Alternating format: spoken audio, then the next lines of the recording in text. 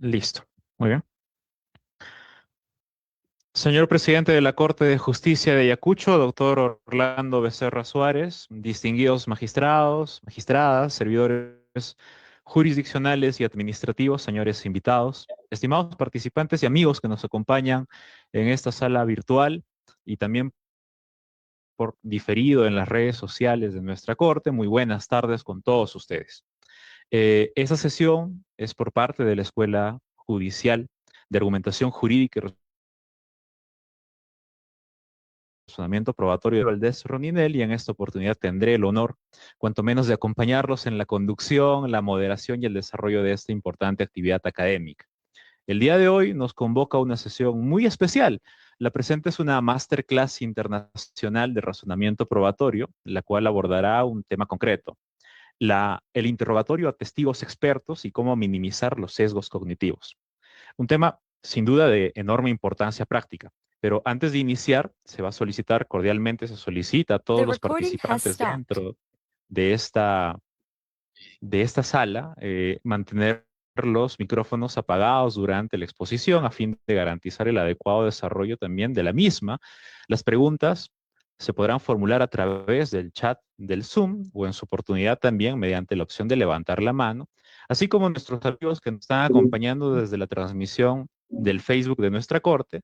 Al finalizar la exposición, se va a abrir una ronda de preguntas para poder absolver sus dudas. Y a continuación, corresponde naturalmente brindar las palabras de bienvenida institucional a este evento. Para ello invitamos respetuosamente al señor presidente de la Corte Superior de Justicia de Ayacucho, el doctor Orlando Becerra Suárez, a hacer uso de la palabra. Señor presidente, adelante, por favor.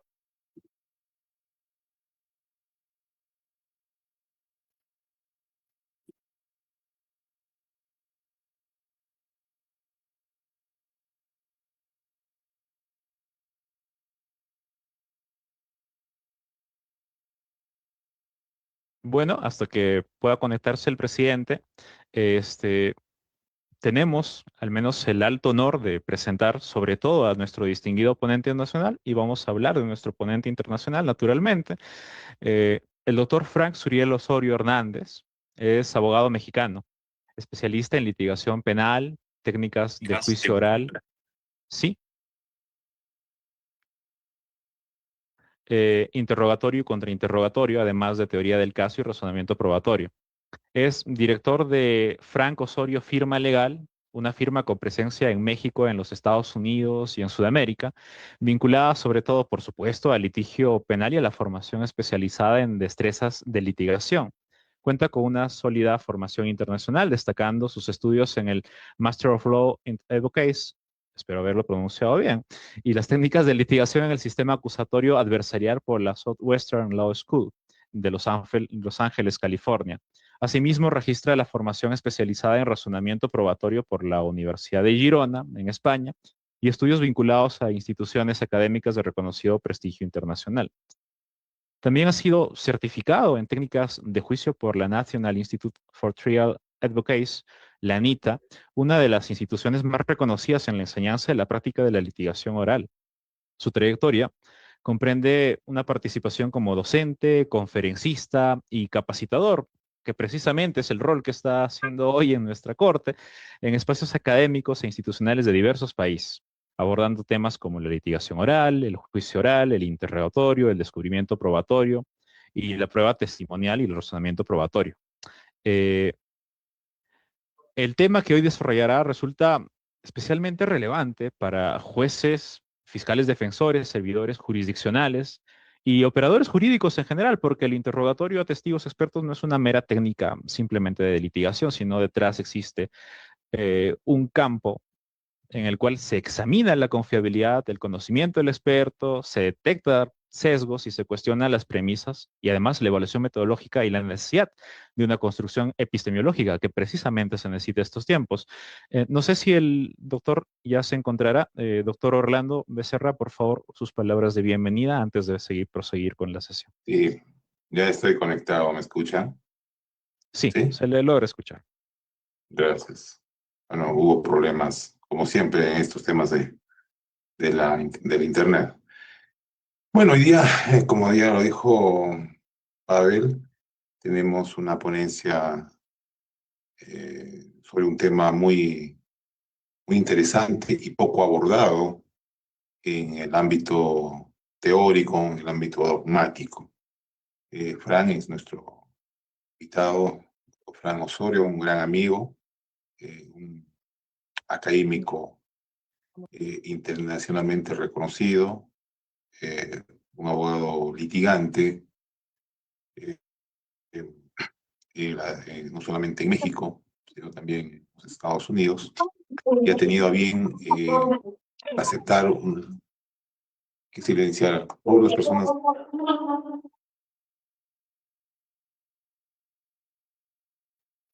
Ya. Ha tenido a bien aceptar la invitación realizada para que comparta con nosotros sus reflexiones sobre un tema muy importante, como es el interrogatorio a los testigos expertos y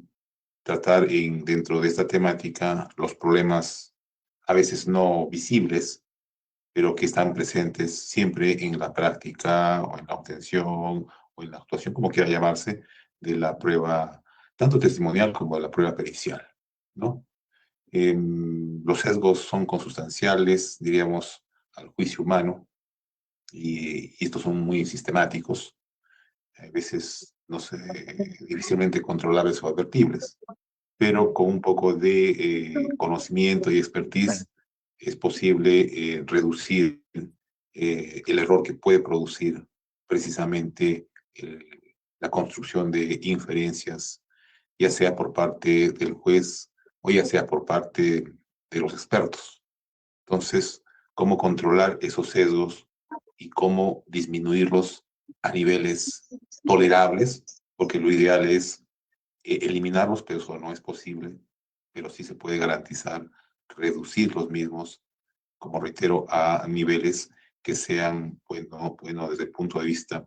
epistémico, aceptables a los efectos de la justificación de los enunciados fácticos o enunciados probatorios. Mi estimado Fran, te agradezco por haber aceptado la invitación de la Corte Superior de Justicia de Ayacucho para compartir con los magistrados de esta Corte, con los trabajadores de la misma, con los abogados interesados en los temas del razonamiento probatorio, tanto de esta parte del país de Perú, como de otros lugares que se encuentran, ya se encuentran tanto conectados a la plataforma Zoom como a las redes sociales. Fran, gracias por la aceptación. Y bueno, sin más, continúa, Pavel. Muchas gracias, doctor. Por ello, ya habiéndole presentado, doctor, sobre el tema en general, es un verdadero privilegio, como ha mencionado nuestro presidente, que nos dé esta masterclass internacional. Un flyer para la captación de coeficiencia, ya me han dado ya la municipalidad. Probatorio. A ver, por favor, todos sus micros, apáguenlos. Bien, apaguen todos sus micros para no interrumpir la sesión.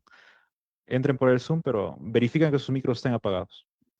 Esta sesión que tiene por título Interrogatorio a testigos expertos, cómo minimizar los sesgos cognitivos. Estimado doctor Frank, en nombre de la Corte, como ya hemos mencionado, y esperando también todo este largo periplo de introducción, tiene usted el uso de la palabra. Adelante. Muchísimas gracias, buenas tardes a todos, les saludo, yo soy Franco Osorio de México, en esta ocasión me encuentro en Colombia participando en un evento académico y agradezco la invitación de mi amigo el doctor Orlando Becerra, presidente de la Corte Suprema de Ayacucho, y sobre todo pues el interés que se ha mostrado por estos temas que resultan importantes y que en suma, en tanto podemos realizar este tipo de mesas, o podemos ir encontrando respuestas o algunas alternativas a los problemas que se suscitan día a día en la aplicación del derecho y sobre todo en temas de valoración de la prueba, razonamiento probatorio y en este caso de prueba científica. Como bien decía nuestro presidente, lo que se hace en un proceso pues tiene que ver con la comprobación de enunciados fácticos. La expresión de que lo que se prueba en un juicio son los hechos es un tanto imprecisa. En realidad es que el proceso judicial no se ocupa directamente de la realidad empírica en sí misma, es decir, no se ocupa directamente del hecho que ya aconteció, porque el hecho ya aconteció y es único e irrepetible, más bien de lo que se ocupa el proceso. A programar, que son todos clichés, cuando autorizaron el trabajo. Y cuando están en quienes son anfitriones pueden silenciar los micrófonos.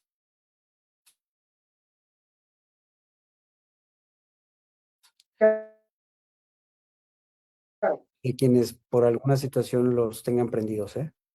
¿Se dan cuenta?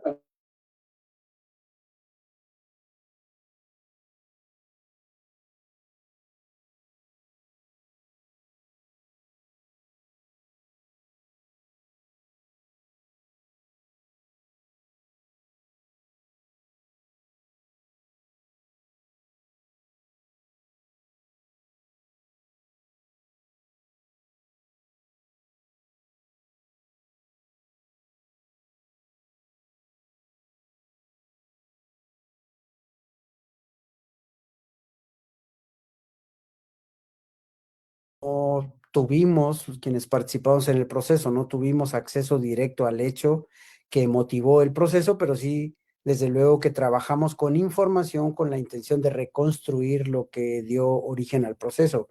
Lo que se hace entonces es, desde luego, un juicio sobre una estructura inferencial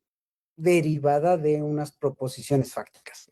En suma, lo que en el proceso debemos de lograr es acreditar que estos enunciados fácticos, acreditar su veracidad y por lo tanto se va a inferir con alta probabilidad que así es como ocurrió el hecho.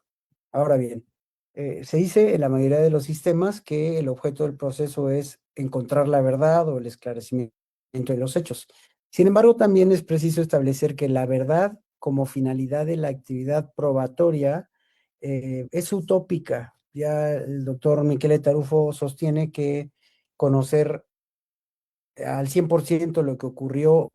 en un hecho que está siendo motivo de investigación en un proceso penal es técnicamente imposible porque los propios sistemas normativos establecen prohibiciones probatorias que se califican como limitantes a la investigación de la verdad o limitantes a la obtención de toda la información que nos puede dar luz sobre qué fue lo que ocurrió al 100%. Y entonces estos diseños normativos, como contienen prohibiciones probatorias, entonces impiden que toda la información que sería relevante para conocer lo que pasó, no toda la información llegue al proceso. ¿Por qué? Pues porque incumplen con alguna norma procesal o de derecho sustantivo que está establecida en ese sistema judicial. De tal suerte que las prohibiciones probatorias o reglas de producción de prueba lícita, digamos, se pueden considerar antiepistémicas porque impiden que toda la información útil para conocer lo que pasó, epistémicamente hablando, no llegue al proceso. Sin embargo, desde luego que lo que se privilegia es el debido proceso y entonces no se permitirá que a cualquier costo se permita averiguar la verdad, ¿no? Violentando derechos fundamentales, normas procesales, etcétera. Ahora bien, el concepto de verdad que debemos de utilizar o que se sugiere que se utilice en estos tiempos modernos es el concepto de verdad como correspondencia, que no es más que la coincidencia entre lo que describe un enunciado fáctico sobre un acontecimiento y lo que ocurrió verdaderamente en el mundo espacio-temporal. Un enunciado fáctico describe lo espacio-temporal y esta descripción del enunciado fáctico, si coincide con el mundo real, acreditado a través de medios de prueba, entonces diríamos que esa coincidencia es o alcanzamos lo que se denomina como verdad como correspondencia. Muy importante porque anteriormente se ha sostenido a lo largo de muchos años que existen dos tipos de verdades, una verdad jurídica y una verdad material. Yo creo que esto nos genera mucha problemática. Sería mucho más sugerible que el concepto que se utilice sea el de verdad como correspondencia, como un solo concepto, y entonces sí diríamos que nos acercamos a la verdad estamos medianamente cerca o muy alejados a la verdad, pero establecer que un hecho ocurrió de una manera en el mundo real y ocurrió de otra manera de acuerdo a lo que establece el expediente o lo que se probó en el expediente, estaríamos admitiendo que entonces existen al menos dos tipos de verdad y eso, en lugar de abonar, pues perjudica justo para la correcta determinación de los hechos. Ahora bien, la justificación que debemos de tener durante el proceso, en realidad, sobre estos enunciados fácticos, pues tiene que ser de dos formas. Primero, para acreditar la veracidad del enunciado debemos de contar con un sustento empírico suficiente y que además este sustento empírico suficiente tenga coherencia con el resto de los medios aportados para efecto de que guarde, como su nombre lo dice, coherencia con todo el sistema de creencias en el que nos basamos en una sociedad en particular. De tal forma que el concepto que establece la doctora Susan Hack sobre la concepción funderentista en la justificación de los enunciados fácticos en un proceso, pues nos lleva a entonces establecer que además de acreditar la veracidad del enunciado, esta debe de tener coherencia, sustento empírico desde luego, pero además coherencia con el resto de los medios de prueba que se están analizando. Ahora bien, la prueba pericial, que es el tema que nos trae aquí el día de hoy, pero quise abordar estos conceptos previos para entender el concepto de hecho, verdad, y ahora hablando de la prueba pericial, hay que recordar que el perito pues es un tercero ajeno al proceso que su comparecencia lo es con la finalidad de que sea auxiliar al tribunal de enjuiciamiento o al juez decisor, considerando que el juez decisor conoce el derecho, pero que no se asume como experto en otras materias que son científicamente complejas. En este sentido, entonces, digamos que el perito, pues es un auxiliar de la justicia que va a poder explicar en palabras comunes, o se sugiere que el perito pueda explicar de manera sencilla a una persona que desconoce un arte, ciencia u oficio, pueda explicar en qué condiciones se generó una circunstancia o un concepto, por ejemplo. Y por eso es que el perito, cuando comparece al proceso, pues tiene que pasar por una serie de filtros para establecer si verdaderamente es perito y si verdaderamente su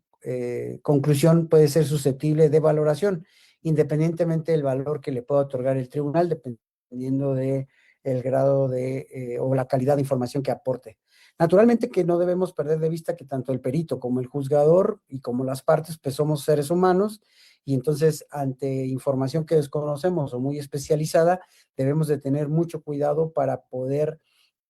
considerar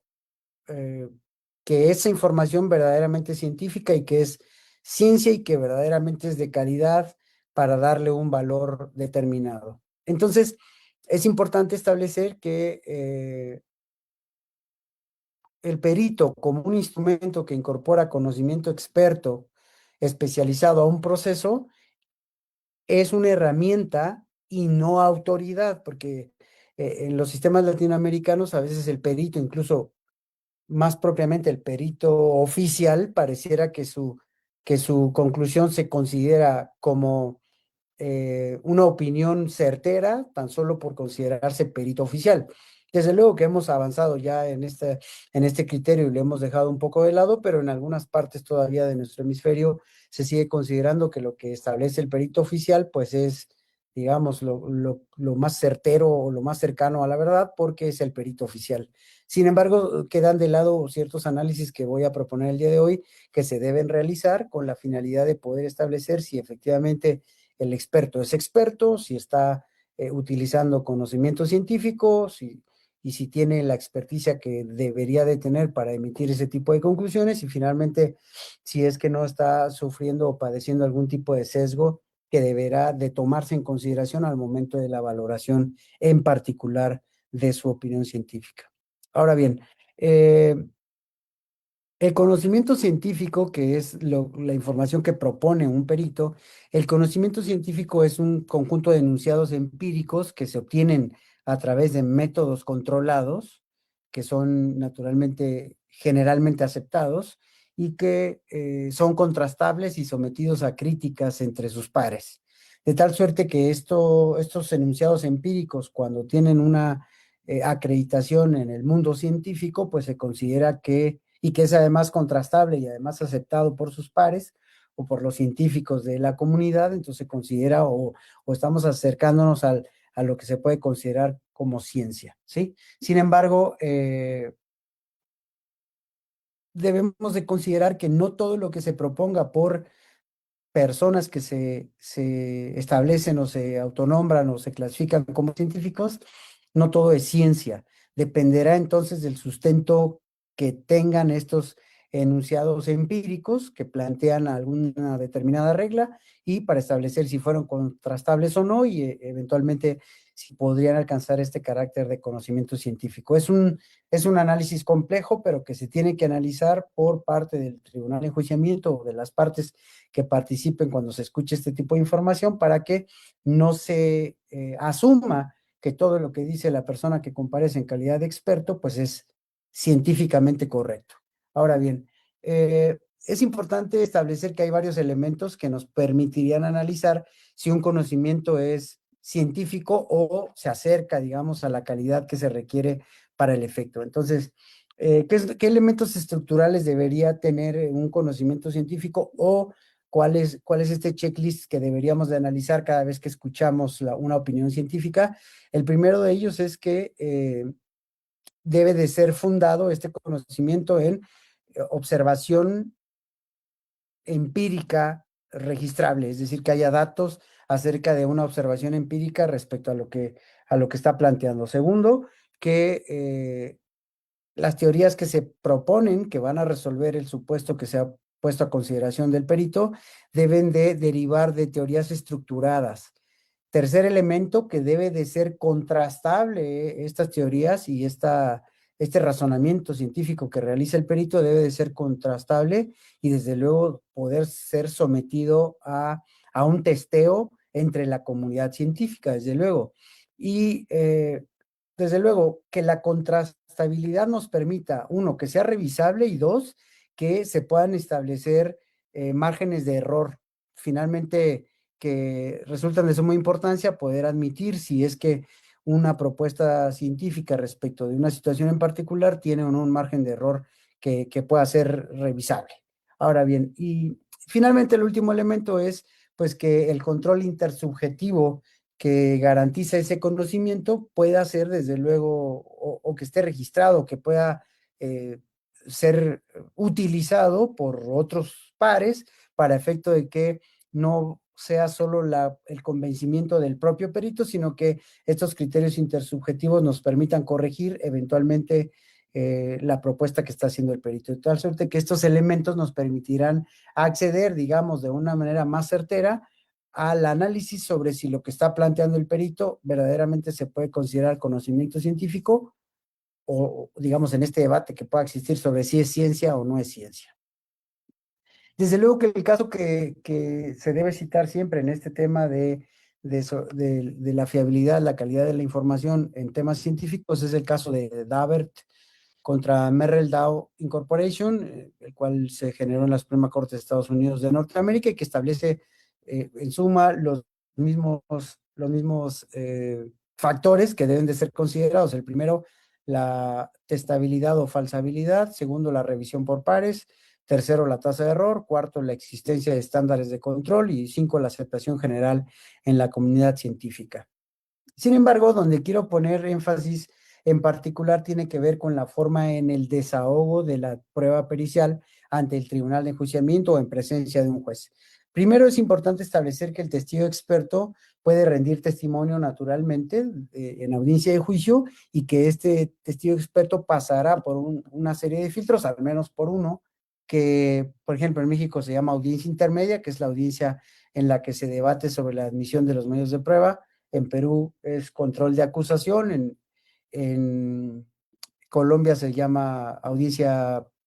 preparatoria y que tiene que ver con ciertos filtros que deben de cubrir los medios de prueba para que sean admitidos para a la postre ser desahogados en audiencia de juicio. En el caso, en estos tres supuestos que les menciono, bueno, pues los requisitos básicos mínimos es que el testigo experto que ha emitido un peritaje, que ha emitido una opinión científica, pues sea al menos documentalmente experto. Con este filtro cubierto de que sea documentalmente experto porque tiene un título en la materia que perita y posee una patente para peritar o para practicar esa profesión, estaríamos, digamos que cubriendo el requisito para que sea admisible. El problema viene en donde cuando se desahoga el medio de prueba en presencia del tribunal, cuando es la práctica probatoria, pues no podemos asumir que el perito es experto tan solo porque fue admitido en la audiencia preliminar o en el control de acusación o en la audiencia intermedia y dar por hecho que lo que nos dice el perito pues es ciencia y que es correcta la afirmación, sino que ahí es donde viene esta situación que debemos de analizar para efecto de ir analizando, estableciendo ciertos tópicos que deberían de ser analizados para efecto de, a la postre, emitir una valoración particular de la conclusión científica del perito. En este sentido, entonces es importante establecer que una persona puede ser experta documentalmente, pero no tener entonces experiencia en lo que está peritando. Es muy importante que pongamos aquí atención en este primer concepto. Este primer concepto de que se denomina atribución de experticia. La atribución de experticia lo que nos quiere decir es que este juicio de atribución de experticia se debe realizar al momento del desahogo de la prueba. Quien ofrece al testigo debe de realizarle un interrogatorio directo dirigido a que se pueda generar por parte del tribunal un juicio de atribución de experticia. Y el juicio de atribución de experticia, como ya lo mencioné, pues el primer elemento es que documentalmente el experto tenga credenciales, documentalmente hablando, como testigo experto respecto de esta materia. Pero eso no significa que por esa razón habrá que asumir que lo que dice es correcto, sino que se tendrá que cuestionar en un interrogatorio directo sobre qué experiencia práctica tiene en la materia en la que está peritando, en cuántas ocasiones se ha peritado en supuestos como el que nos encontramos, cuáles han sido las conclusiones de los supuestos que ha peritado en la materia que es experto y que es relativo o son similares al asunto que estamos resolviendo, con la finalidad de que el tribunal de enjuiciamiento pueda entender y pueda eventualmente, cuando hace el juicio de valoración individual, atribuirle la experticia o no al testigo experto. Cabe la posibilidad de que un joven perito pues sea documentalmente experto, pero que no haya peritado nunca en un supuesto o que tenga 2 peritajes únicamente en su vida profesional respecto al punto en particular, y eso desde luego que no permitiría que el juicio de atribución de experticia sea sólido o contundente para entonces valorar la conclusión que nos va a decir en un momento más. Es muy importante que este juicio de atribución de experticia se lleve a cabo por quien interroga y que desde luego puede ser controvertido por quien contrainterroga.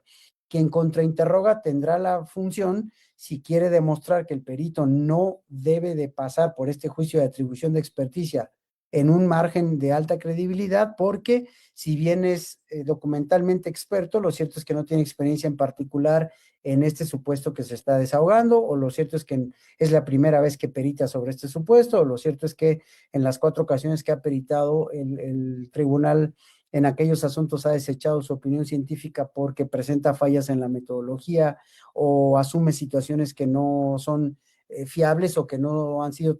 testadas por la comunidad científica, por ejemplo. Entonces, digamos que el primer punto en el que tenemos que poner atención tiene que ver con este juicio de atribución de experticia, que las partes deben de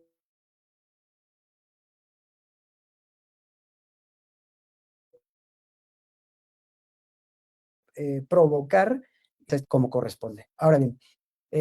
bueno, es importante entonces establecer que este juicio de experticia, digamos que es la primera parte, lo primero que tiene que escuchar el tribunal para que la información que reciba esté en condiciones de que se plantee un juicio de atribución correcto, sólido, para efecto de que lo que viene a continuación, que será el desarrollo de la opinión científica, pues se pueda considerar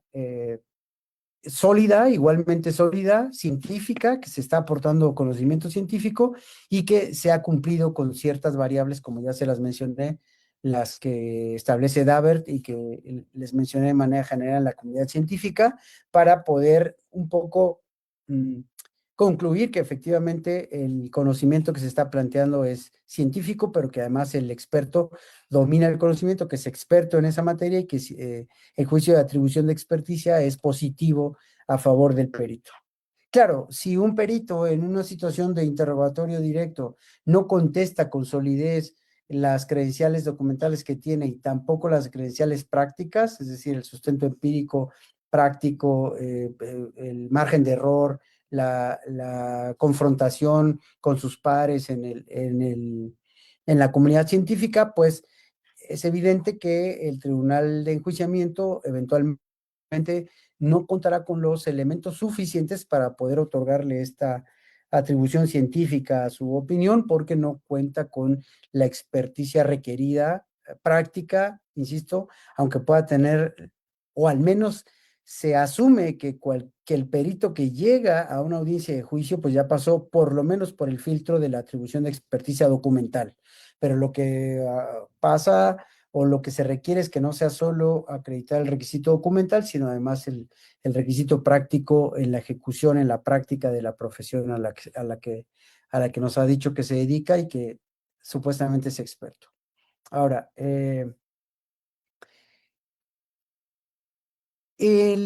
como todo ser humano, el perito, igual que el juez, igual que las partes, pues en toda su formación profesional se tienen o se van formando ciertas creencias que son las que determinan la forma en la que razona y la forma en la que emite una opinión científica. Es decir, la formación tanto en la edad primaria, en la etapa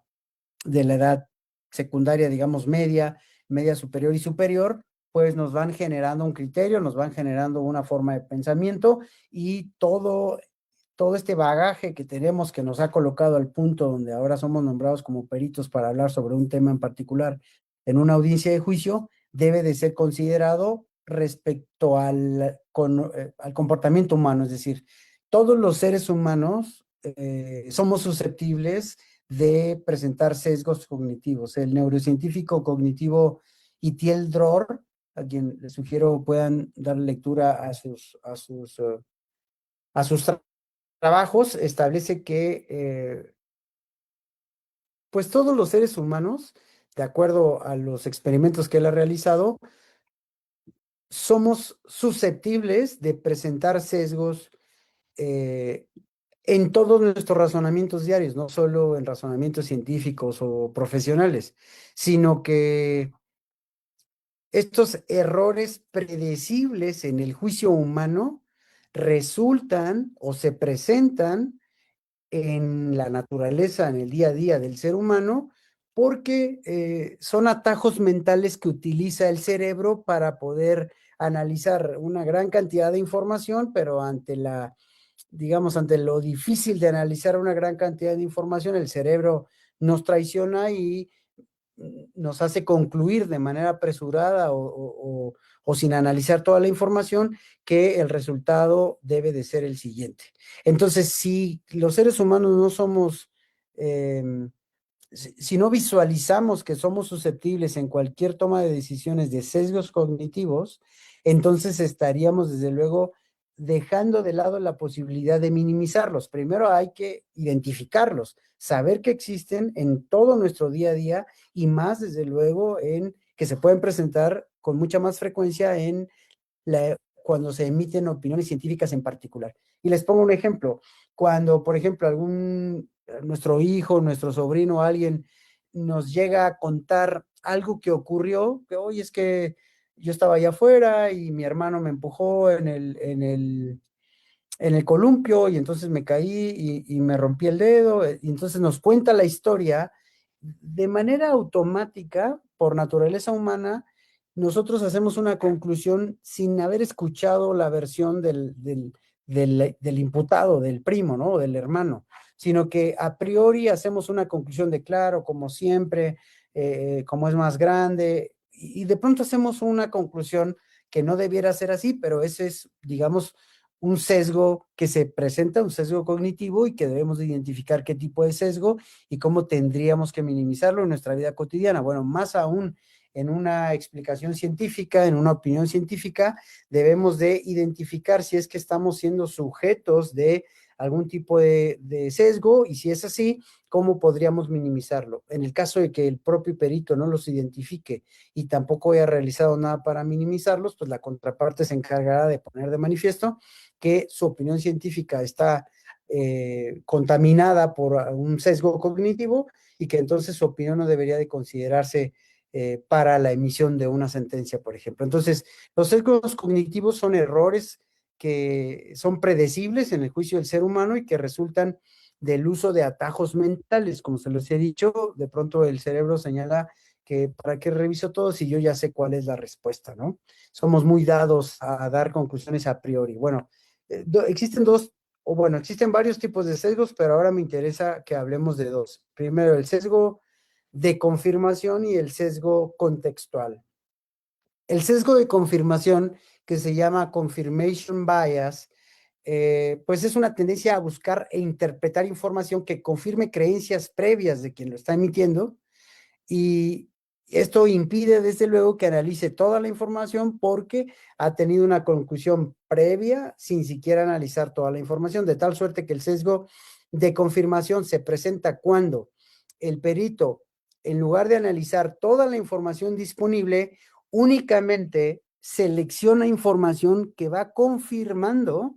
la conclusión que realizó a priori sin que hubiese tenido acceso a toda la evidencia. Esto pasa regularmente, no solo, insisto, con los peritos, pero pasa también, por ejemplo, con los agentes del Ministerio Público o fiscales y también con jueces, desde luego con defensores también, donde cuando apenas si tienen acceso a una versión corta de los hechos, han resuelto quién es responsable y bajo qué figura jurídica es responsable. Y de lo que se encargan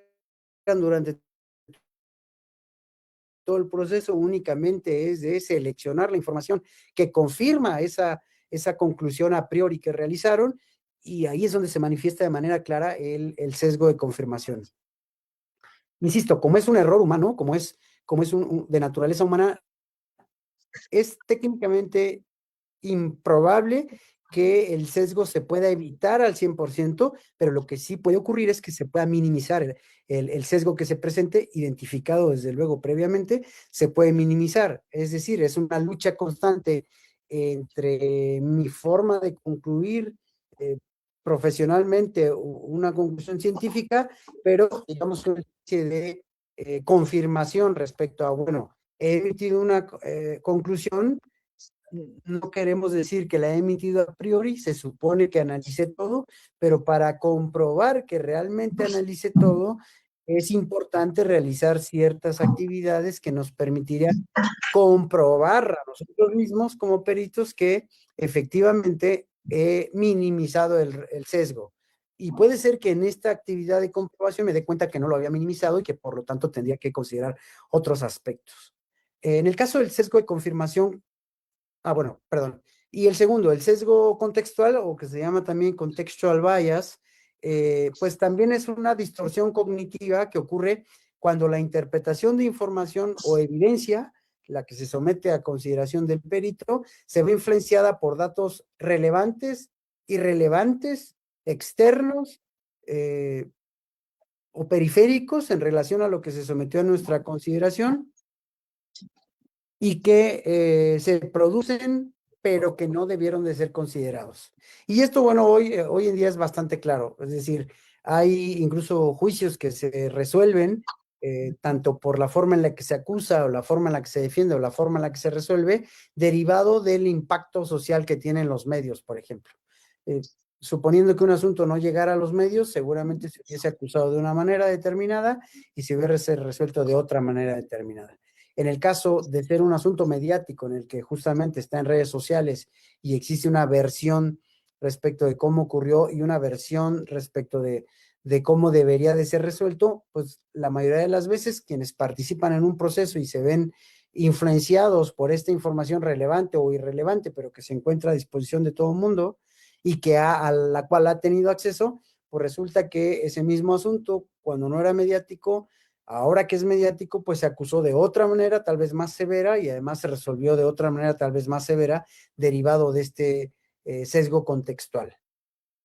¿Cómo tendría que ser el análisis? Primero, de quien ofrece al perito y puede, desde luego, cuando habla con el perito y lo prepara para su interrogatorio directo, pues cuestionarle, desde luego, si en su opinión científica se presentó algún tipo de sesgo. Lo más probable es que el perito señale que de ninguna manera, que su opinión ha sido siempre objetiva y que de ninguna manera hay sesgo. Pero bastaría con interrogar por ejemplo, cuántas hipótesis del asunto analizó posibles para ir identificando si es que siquiera hizo un análisis sobre la existencia del sesgo, de algún tipo de sesgo cognitivo. En ambos casos, una de las herramientas fundamentales para poder minimizar el sesgo, insisto, ya sea cuando se está trabajando con el perito para la emisión de su dictamen pericial o antes de ir a que declare frente al tribunal de enjuiciamiento, una de las herramientas poderosas para poder determinar que minimizó el sesgo cognitivo, cualquiera de los dos, es interrogarlo sobre cuántas hipótesis posibles pudo tener este supuesto y cuántas de estas valoró. Un ejemplo claro, cuando ustedes lean un peritaje o escuchen que el perito solo revisó una hipótesis, es altamente probable que esté completamente contaminada esa opinión por un sesgo de confirmación, porque es prácticamente imposible que el supuesto que se somete a su consideración solo tenga una hipótesis en la que ocurrió, pero si solo analizó una hipótesis, pues técnicamente está plasmando, aun cuando tenga toda la experiencia y la explicación científica, está plasmando de manera natural, digamos, o con el subconsciente que solo analizó una porque pues él concluyó a priori y lo único que hizo fue confirmar con los medios de prueba que tuvo a su alcance o con la información que tuvo a su alcance, confirmar ese sesgo. La forma práctica, digamos, o más correcta para minimizar el sesgo, no quiero decir eliminar, pero minimizar, tiene que ver con que el perito haya echado mano de 3 o 4 o 5 varias hipótesis posibles, aunque sean improbables, pero que sean posibles. De tal suerte que si el perito analizó 5 hipótesis, unas más probables que otras, pero fueron analizadas cada una de ellas y al concluir refirió que 4 de ellas era imposible que ocurriera y que por eso concluyó que la quinta hipótesis era la adecuada, estaríamos en presencia de una acción por parte del perito que minimiza el sesgo cognitivo, cualquiera que haya sido. Puede ser que tuvo al principio sesgo de confirmación o sesgo contextual, pero en cualquiera de los dos supuestos, el hecho de haber analizado 5 o varias hipótesis y descartar la mayoría y solo concluir que una de ellas es la que pudo haber ocasionado, perdón, la que pudo haber ocurrido, entonces estaríamos en presencia de una acción que minimiza el sesgo cognitivo. Esto le permitiría entonces al tribunal de enjuiciamiento darle más certeza a que no solo revisó la única hipótesis aparentemente correcta, sino que además, para efecto de que se pueda contrastar la conclusión de esta hipótesis con algunas otras, él mismo realizó este testeo o esta contrastabilidad con otras hipótesis que tienen que ver desde luego con otro sustento legal en términos, perdón, otro sustento científico en términos de teorías que pueden ser aplicadas a ese supuesto en particular. Entonces, tanto el sesgo contextual como el sesgo de confirmación pueden ser disminuidos, insisto, una herramienta muy poderosa con el análisis de otras hipótesis. Entonces, durante el interrogatorio directo le puede preguntar el oferente, señor perito, ¿qué tipo de sesgo cognitivo se pudo haber manifestado en su opinión científica? No, pues no considero que hubiese habido un sesgo cognitivo identificable por la forma en la que lleve a cabo mi análisis. ¿Qué fue lo que usted realizó para evitar, como usted dice, eventualmente alguna presencia de algún sesgo cognitivo? Pues lo que realicé fue que independientemente de que la conclusión a la que arribé fuera la más evidente, aún así me di a la tarea de proponer 4 hipótesis posibles, probables, y analicé cada una de ellas y al final concluí que la más probable pues era la hipótesis B, y esa es la que defiendo después del análisis científico que realicé. En ese interrogatorio directo, lo que está haciendo la parte oferente es poner de manifiesto que es ser humano, que posiblemente hubo un sesgo, pero si es que lo hubo, pues lo minimizó al punto donde con este análisis que hizo de las otras hipótesis, pues científicamente cumple, digamos, con este requisito de realizar el ejercicio para minimizar el sesgo. Puede ser que se ha simulado este ejercicio de que revisó otras hipótesis y que no existe registro de que las hubiese revisado y que solo haya mencionado, y revisé 4 hipótesis más, pero no las plasmé en mi informe pericial y únicamente concluí una. Bueno, pues ahí digamos que no habría evidencia suficiente para establecer que verdaderamente realizó un análisis para descartar algún sesgo o minimizarlo. En el caso de la contraparte, cuando quiere poner de manifiesto que el perito no realizó algún tipo de ejercicio para minimizar el sesgo cognitivo, pues se le cuestiona, por ejemplo, en contrainterrogatorio con preguntas sugestivas: señor perito, usted llegó a la conclusión A en su peritaje, ¿cierto? Sí, desde luego. Esa es la conclusión que a usted le pareció la más adecuada. Sí, desde luego. Señor perito, usted analizó la hipótesis denominada tal. No, pues no fue necesario. ¿Usted analizó la otra hipótesis posible denominada tal? No, pues no, porque no era necesario. ¿Usted analizó la hipótesis denominada tal? No, pues no era necesario, no lo analicé. ¿Usted plasmó esa posibilidad de que esas hipótesis fueran relevantes en este asunto, cierto? No, pues no lo hice porque yo concluí de manera inmediata que era la primera opción y esa es la que estoy defendiendo. Si bien pueda defenderlo sólidamente, lo cierto es que en el contrainterrogatorio, si es que el perito no analizó otras hipótesis, pues estaría incurriendo desde luego en un problema que tiene que ver con la muy probable existencia de sesgo cognitivo y que no realizó un ejercicio para minimizarlo. Ahora, si es este perito al que le hacemos contrainterrogatorio, si analizó 4 o 5 hipótesis, pues lo que nos queda como contraparte sería verificar si el análisis de cada hipótesis que realizó es un análisis científico acucioso que no permita que efectivamente sea considerada esa hipótesis y solo la suya. Por eso son muy típicas las preguntas en contrainterrogatorio cuando se le pregunta a un perito. En el caso de la hipótesis A, si usted no hubiese considerado el aspecto x al cuadrado, ¿hubiese concluido lo mismo? Ya cuando el perito dijo, no, pues eso yo no lo pensé y no consideré esa situación, entonces estaría cayendo en esta posibilidad de que si bien dijo que analizó varias hipótesis, lo cierto es que una hipótesis posible, que era analizar el supuesto sin considerar el concepto x al cuadrado, hubiese cambiado su posible conclusión. Si el perito no lo sabe responder o manifiesta que no es necesario o alguna situación que nos beneficie en el contrainterrogatorio, se estaría descubriendo que puede que esté simulando el hecho de haber analizado otras hipótesis y que no hubiese realizado un análisis acucioso del conocimiento científico de esa hipótesis. De tal suerte que estos sesgos cognitivos nos permiten elevar el nivel de conocimiento científico que queremos que se proponga por parte del perito, considerando que además esa persona que está ahí declarando, pues es el que más sabe de esa ciencia cuando se presenta a un tribunal de enjuiciamiento. Entonces, 2 elementos muy importantes como resumen. Primero, tenemos que lograr que la atribución de experticia, el juicio de atribución de experticia, tanto documental como práctico, se logre a través del interrogatorio directo, y después que cuando se emite la opinión científica, el perito esté en condiciones de contestar que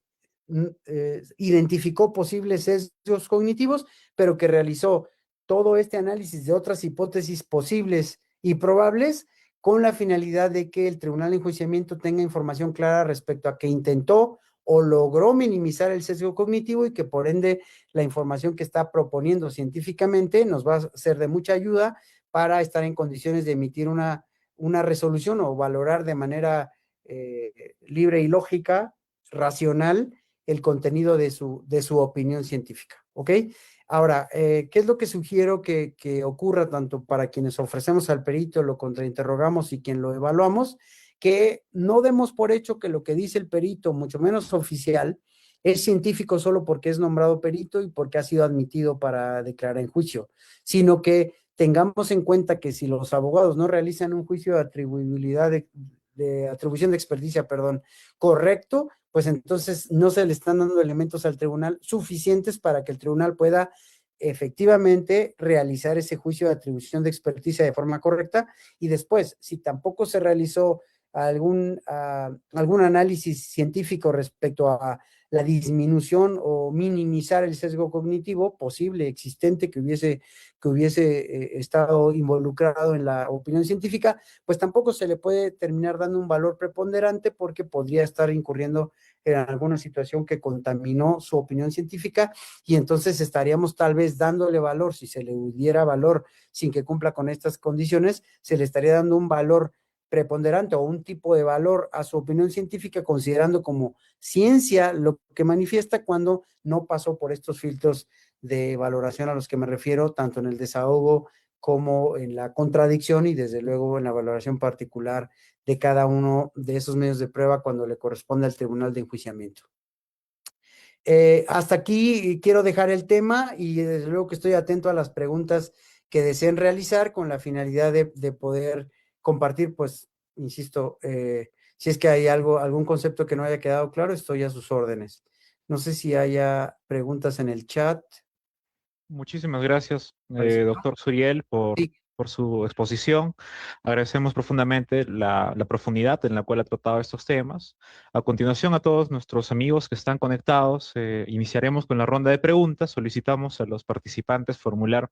sus interrogantes de manera breve a través del chat del Zoom, levantando tal vez la mano o también en redes sociales para concederles el uso de la palabra y trasladaremos algunas preguntas para el expositor. Frente a eso, al esperar, a mí me gustaría realizar una pregunta, doctor Vera. Sí. La doctora Carmen Vázquez, a quien usted debe de conocer, el año anterior también tocó esta serie de temas y se le hizo una pregunta sobre este tipo de sesgo que nace cuando se observa o el juez observa ciertos grados metodológicos o técnicos de las pericias y cree que son suficientes. Frente a esto, se le consideró, porque el juez a veces recibe una pericia que se presenta con una apariencia científica, lenguaje técnico, a veces incluso metodologías que en algún momento fueron aceptadas, pero quizás hoy se encuentran desfasadas. Y el problema delicado es que el juez no controla esa pericia o corre el riesgo de deferir acríticamente esta pericia, pero al pretender controlarla demasiado aparece la objeción clásica, ¿no? El juez no es experto entre expertos. En ese escenario, ¿cómo debería actuar el juez para poder evitar esta falsa autoridad científica aparente que sustituye el examen real del método? Sugeriría de que el juez tuviera que tener el conocimiento de un experto para poder ver metodológica, epistémicamente, de que todos estos elementos tengan, o existe la posibilidad de incorporar, por ejemplo, lo que se utiliza en el sistema penal norteamericano, que son estos criterios Daubert, que es una precalificación anterior de las pericias. Esto me gustaría, digamos, que lo aclare en especial para sistemas latinoamericanos como el peruano. Claro, ¿no? Y la verdad es que desde luego que la exposición y la charla de hoy ha sido también producto de intercambio de ideas con la doctora Carmen, desde luego de la lectura de todos sus trabajos, porque ella es experta en temas de derecho norteamericano. Y tengo que decirte que me parece que la salida tiene que ver con dos aspectos. La primera, sí deberíamos de incorporar en el debate, en estas audiencias preliminares de control de acusación de intermedia, estos conceptos que establecen como requisitos mínimos los criterios Daubert, porque el juez de control o el juez que resuelve en estas audiencias preliminares sí estaría en condiciones de poder establecer o poder analizar si es que se cumplen con estos requisitos mínimos para que al menos puedan cubrir esta primera fase, digamos, que es la admisión del medio de prueba, aunque después tendrían que complementarlo con el desahogo que tiene que ver con estos otros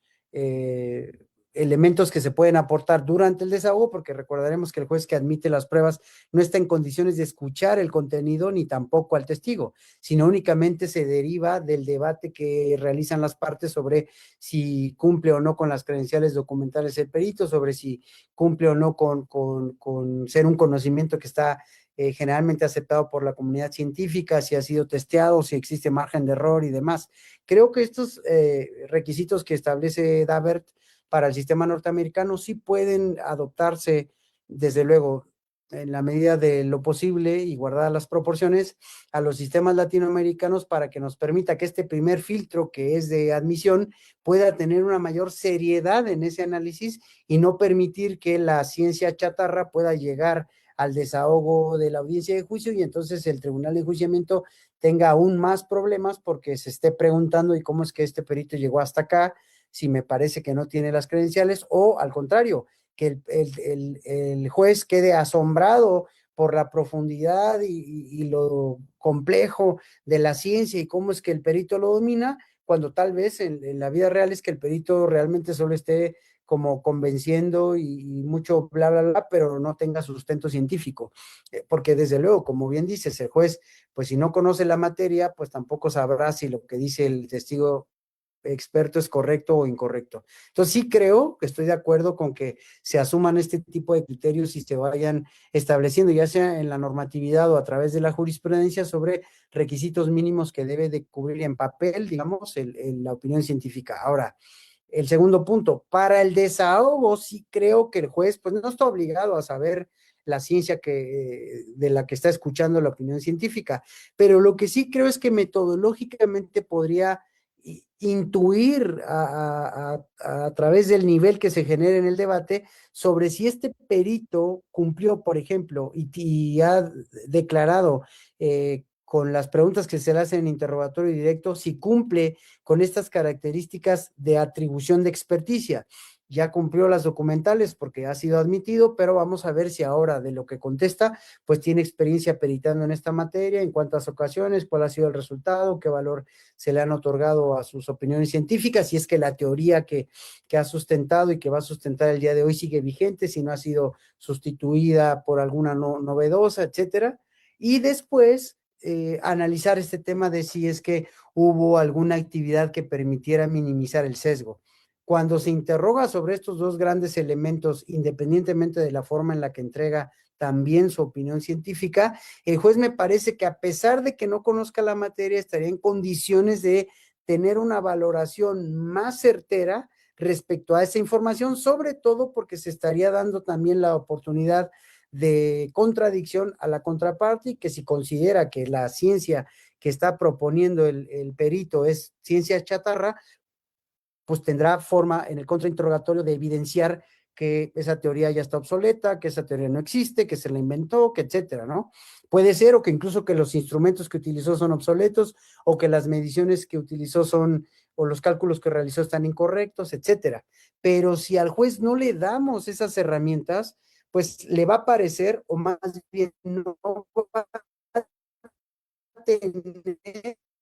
otorgar valor a la opinión científica por la forma tan escueta o simple de haber interrogado al perito. Por eso creo que los abogados que proponemos los interrogatorios a los testigos expertos debemos de tener una preparación suficiente en estos temas de sesgo, de atribución de experticia y demás, para estar en condiciones de otorgarle al juez la información necesaria, porque incluso cabría la posibilidad de que el juez conozca más o menos de la ciencia que se está escuchando, pero sería irresponsable que el juez resuelva basado en lo que él medio sabe de mecánica, medio sabe de ADN, medio sabe de biología, cuando las partes no le dieron información suficiente durante los interrogatorios para que pueda concluir esa situación. O sea, me parece un poco más grave que el juez, con su poquito o mediano conocimiento de la ciencia que escucha, pueda arribar a una conclusión independientemente de lo que el perito haya dicho. Eso me parece más grave. Por eso creo que sí es muy importante que en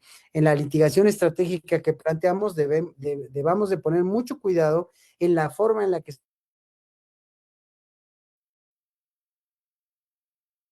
desahoga el testigo experto para brindar la información al juez para que esté en condiciones de valorar correctamente, en la medida de sus posibilidades, que no se hayan presentado algún supuesto negativo y entonces darle credibilidad en medio, alto o bajo nivel a lo que ha dicho el perito. Pero sí, sí me parece que se deben incorporar lo que propone la doctora Carmen, desde luego, y creo que debemos de mejorar nuestra técnica de litigación para, primero, conocer estos conceptos y después aplicarlos en la práctica. Muchísimas gracias. No sé si habrá alguna otra pregunta, doctor Orlando, tal vez, si tiene una pregunta el expositor.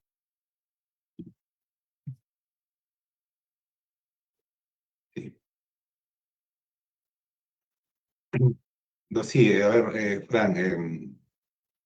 el tema que has desarrollado es, bueno, fascinante porque no es muy abordado en la casuística. Claro. En la práctica, bueno, los que somos jueces vemos, bueno, acá, ¿no?, en Perú, y me parece que también en distintos lugares, los sujetos procesales, abogados, fiscales, suelen incidir en las conclusiones, preguntan sobre las conclusiones de la pericia. A ver, señor perito, explique por qué la conclusión 1, por qué la conclusión 2. No hay más, nada más que preguntar, dice, o en el contrainterrogatorio para evidenciar contradicción sin más. Pero la pericia es en realidad una actividad argumentativa, es un razonamiento que efectúa el perito a partir de unos datos que ha peritado o constatado, formula conclusiones. Y para eso se vale de enunciados hipotéticos generales, científicos, se entiende, de la disciplina a la que está adscrito. Y esos enunciados hipotéticos generales, que podrían ser pues algún enunciado científico en particular, permiten racionalmente justificar el paso de los datos a la conclusión. Y sobre eso se debe interrogar, sobre esos temas deben interrogar las partes, porque ahí está la cuestión, o la cuestión el quid del asunto, diríamos, ¿no? No en la conclusión, sino en el paso, la justificación es lo que importa. Porque el juez quiere conocer precisamente por qué el perito de unos datos concluye en lo que afirma. Entonces, la pregunta va en ese sentido. El peritaje se reconstruye bajo el argumento, de mi punto de vista, bajo el esquema argumentativo de Toulmin. No sé si tú coincides en esto o no. Si esto fuera así, entonces método o las teorías que aplica el perito para enlazar datos, el objeto peritado con la conclusión, necesariamente tendrá que ser tanto lo que Toulmin le denomina la garantía o ese puente inferencial, en palabras de Toussaint, ¿no? Aquello que permite pasar del dato a la conclusión, como los apoyos del mismo, ¿no? Del puente o de la garantía, en qué se apoya, en qué se fundamenta. Y además la probabilidad, porque no podemos, ningún perito puede afirmar de modo conclusivo con grados o en niveles de certeza. Siempre será en grado de probabilidad. Todos sabemos que la prueba del ADN, que es la prueba científica de mayor fiabilidad, siempre, pero siempre en el mejor de los casos, concluye en 99.9%, 99.99%. Es decir, de 10.000 casos, uno es erróneo. Si esto es así, con mayor razón, un argumento a fortiori en los demás supuestos. Entonces, mi pregunta es, ¿cuál es tu reflexión respecto a esta cuestión que te planteo? Y la segunda es que también desde la contrastación o observación empírica, se nota que hay un problema de parte de los jueces,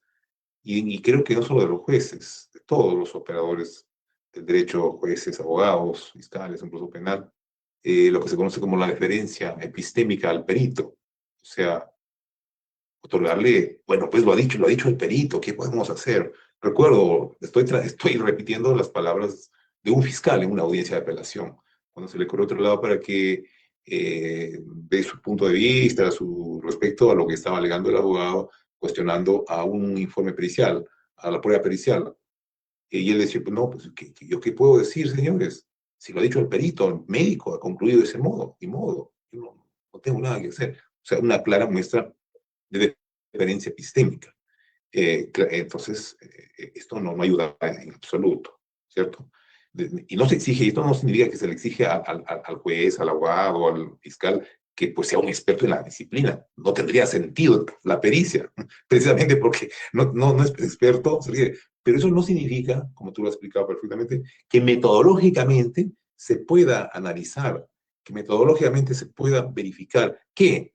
dos cosas, la validez, empleado del método, ¿no? Si mide lo que dice medido, y el otro, lo que más nos importa, la fiabilidad, ¿no?, de la pericia. ¿Cuán fiable es esta pericia a los efectos de utilizarla para los fines de determinar la corroboración, el umbral, el grado de corroborabilidad de una determinada hipótesis, para establecer la suficiencia probatoria? El juez requiere que la pericia sea fiable. fiabilidad no dice nada sobre la relevancia, pero que sea fiable, es decir, que pueda ser utilizada. Y para eso la pericia debe superar una serie de criterios epistémicos, ¿no?, que permiten considerarla como un dato, como un instrumento que arroja información confiable, ¿no? Información confiable. Y por lo tanto,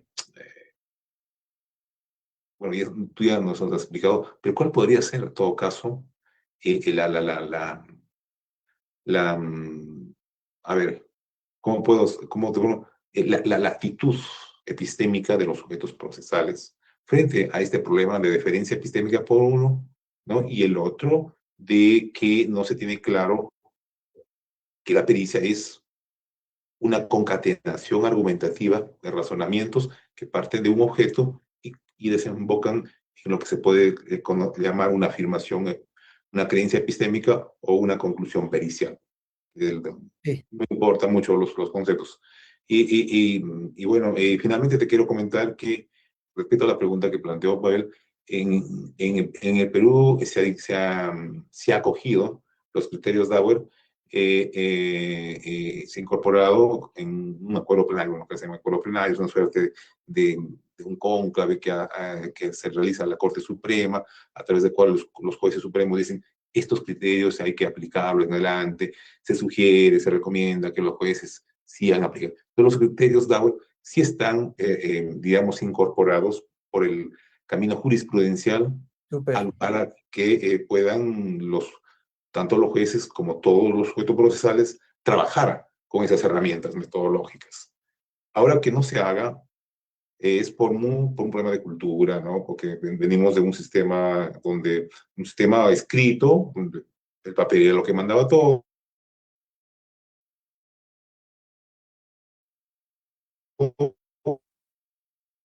Y el error cometido es haber seguido al estilo anglosajón, a advertir contradicción, a un poco de teatralidad, persuasión y todo esto, cuando esto no compatibiliza con el objetivo, con la finalidad institucional del proceso, que es la averiguación de la verdad y la protección de garantías procesales. Entonces necesitamos, por parte de los jueces, una litigación, pero con dosis epistémica, ¿no? Y efectivamente razonamientos jurisdiccionales debidamente justificados, no solamente en derechos, sino también en lo que es la teoría del conocimiento. Bueno, sí. Sobre esto. Sí, amigo, son muy interesantes tus tres preguntas, y además creo que las tres podrían resolverse, digamos, de manera global con lo siguiente que voy a manifestar. Yo creo que la actitud que debemos demostrar quienes participamos en la administración, procuración de justicia, en un juicio, en la presentación de una opinión científica con estas características que he mencionado, pues primero debe de ser de mucha responsabilidad y desde luego de análisis y de estudio respecto a lo que se va a presentar en la materia en la que se está emitiendo una opinión científica. No quiero decir que el abogado debe de ser experto en genética o experto en biología o experto en hechos de tránsito, pero sí puede eventualmente tener una mínima formación para estar en condiciones de interrogar o contrainterrogar al perito y poner de manifiesto si cumple con requisitos mínimos, como son los criterios Dauer, para que el tribunal pueda escuchar esta información y pueda estar en condiciones de atribuirle algún tipo de valor. Lo que señala sobre Toulmin es muy interesante, porque además él lo resume desde luego de manera muy particular, pero en general es lo mismo que estamos manifestando. O sea, él establece que cuando se tiene una tesis, para efecto de sostener una tesis, se debe de contar con datos o evidencias que son las pruebas, las estadísticas, información, etcétera, que apoyan esa tesis, y la garantía de la que tú hablabas, que pues desde luego es el puente lógico o la justificación entre estos medios de prueba que tiene con la tesis que está proponiendo, que está defendiendo el perito. Bueno, es importante establecer que si no hay una metodología adecuada y que se puede poner de manifiesto, ya sea que sí aplicó una metodología de razonamiento o de argumentación científica adecuada, o que no lo hizo, pues estaría el juez en condiciones de darle o no valor a la estructura que se requiere como mínimo para que una opinión científica se conozca o se califique como científica. Ahora bien, este problema de la deferencia al perito, de que, bueno, pues si lo dijo el perito y además lo dijo el perito y es el perito oficial, porque además aquí a la redonda no hay otro perito en esta materia, pues es el error más grande que hemos venido cometiendo por mucho tiempo. Sí creo que la importancia de que la preparación de las partes y la apertura de todos al conocimiento científico sea tal, no, insisto, que los abogados seamos expertos en la materia, pero sí que tengamos nociones de la materia en la que vamos a peritar y estar en posibilidad de contrastar las ideas del perito. Yo creo que efectivamente los peritos necesitarían tomar incluso cursos que tienen que ver con lógica, con argumentación para estar en condiciones de poder proponer, digamos, ciertas conclusiones científicas de manera más clara o con un lenguaje sencillo, pero quienes somos los responsables de acceder a un nivel más elevado de calidad en la información científica, pues somos los abogados. Insisto, no porque yo me ponga a estudiar un poco más de biología, ya estoy en condiciones de controvertir al perito, no controvertir, pero sí de testear si es que su hipótesis tiene o no otra salida y que él nos pueda exponer científicamente si la tiene o no. Entonces, es fascinante lo que escucho en el sentido de que ustedes ya adoptaron los criterios. Ojalá que en la práctica se estén llevando a cabo, que los criterios se estén practicando y que sirvan como el primer gran filtro. Por ejemplo, yo recuerdo por ahí del 2016, nosotros el primer gran argumento que hicimos en una audiencia intermedia fue que el perito que emitió un peritaje en ADN, como bien decías, si bien es cierto es de las ciencias más certeras, pues sigue teniendo un margen de error mínimo, pero sigue teniendo un margen de error. Bueno, el perito emitió una opinión científica, pero el perito era químico, biólogo marino. Y entonces en la audiencia intermedia lo que controvertimos nosotros fue, llevamos la tira de materias que cursó el perito, porque hicimos una investigación de en qué universidad cursó y qué materias llevó durante su licenciatura, y pusimos de manifiesto que llevó únicamente 2 materias de ADN y era de ADN, digamos, marino, de plantas marinas. Entonces lo que le dijimos al juez fue, si bien es cierto se escucha que el perito químico biólogo marino es el adecuado para hablar de ADN, la realidad es que no lo es porque no cumple ni documentalmente con el perfil. Aunque claro, tú leías el peritaje estaba espectacular, entre comillas, pero este es un ejemplo de cómo es que este juicio de atribución de experticia no lo realizamos de manera consciente y asumimos que el perito es perito o que es experto porque se admitió y porque pues trae ahí varias constancias o varios títulos y parece que sí le sabe. Justo si no nos tomamos con seriedad este análisis de atribución de experticia y después de qué método utilizó para razonar de la forma en la que lo hizo, pues estaríamos desde luego limitando la responsabilidad que tenemos de controvertir la opinión científica y no vamos a elevar el nivel del debate. Yo sí creo que lo que hacen ustedes primero, o que están haciendo ahorita, de incorporar los criterios de Daubert, les va a permitir, porque no van a cumplir los requerimientos mínimos y eso va a permitir que entonces lo que verdaderamente llega a juicio, pues se va a presuponer un poco que tiene mucha más calidad que lo que llegaba normalmente. Y segundo, ya que está en juicio, pues en este desahogo se esperaría que las partes realicen un interrogatorio, ya sea directo o contrainterrogatorio, de nivel para darle mayor información al tribunal sobre si debemos de creerle a la cientificidad de lo que dice, a la conclusión, o no, porque no tiene manera de defenderlo. Yo sí creo que es importante que nos especialicemos y que nos profesionalicemos en este tipo de cosas, pero que un poco nos alejemos de la persuasión, que es muy, muy gringa, muy anglosajona, nos alejemos de la persuasión y nos acerquemos a la litigación racional. Yo digamos, son mis comentarios. Por aquí hay un comentario que señala que es muy importante este tipo de temas al abogado litigante para enriquecer el conocimiento. Muchas gracias, perdón, pensé que era una pregunta. Ya, sí. Sí, muchas Doctor, gracias, estimado amigo presidente, gracias por las preguntas, muy interesantes. Siempre es poco el tiempo, pero espero en alguna oportunidad poder estar con ustedes de manera presencial en Perú y poder hacer justo un taller con toda la gente del Poder Judicial para poder poner en práctica, digamos, estos tips, estas recomendaciones y estar aptos, digamos, digamos, aptos para identificar o para para producir la información que estoy sugiriendo se deba tener en audiencia de juicio. Muchas gracias, doctor.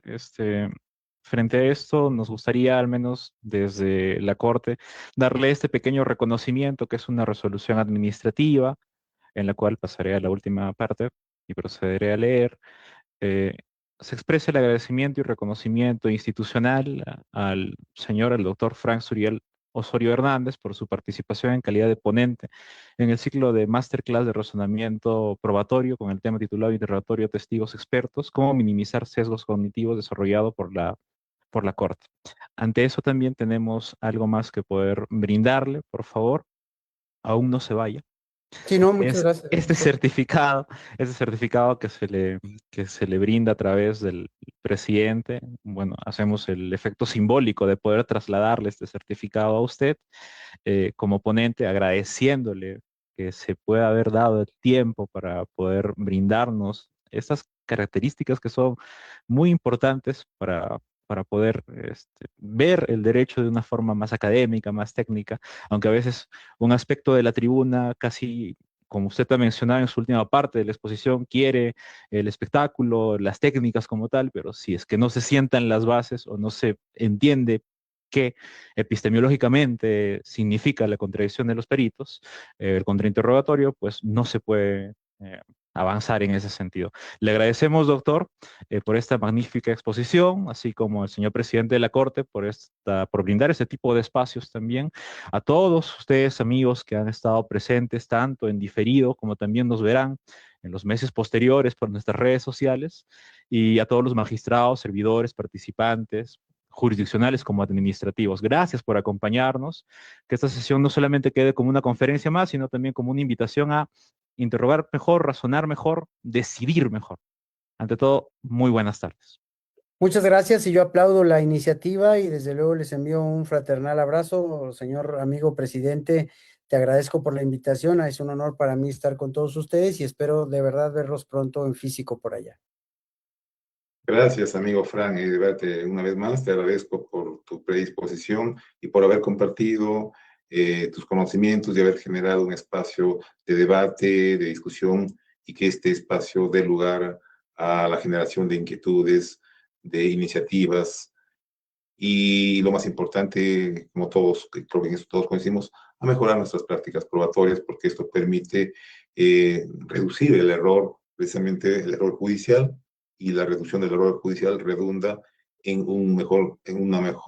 servicio mejor en términos de justicia, un mejor servicio de justicia, y a la postre el beneficiado es el usuario final del sistema, ¿no? El justiciable que espera de los jueces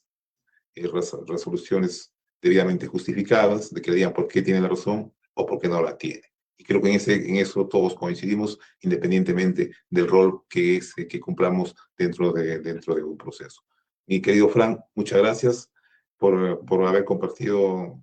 por haberte tomado tu tiempo para dentro de esa agenda, algo que estás cumpliendo allá en Medellín, y compartir con la Corte Superior de Justicia de Ayacucho tus conocimientos. Te envío un fuerte abrazo desde esta cálida tierra del sur del Perú, llamada Ayacucho. Para tu información, la ciudad de las 33 estrellas, querido Juan. Ah, excelente. Bueno, pues te agradezco la deferencia, amigo, y siempre a la orden para cuando me permitas compartir con todo tu auditorio. Será un honor para mí. Muchas gracias y buena tarde.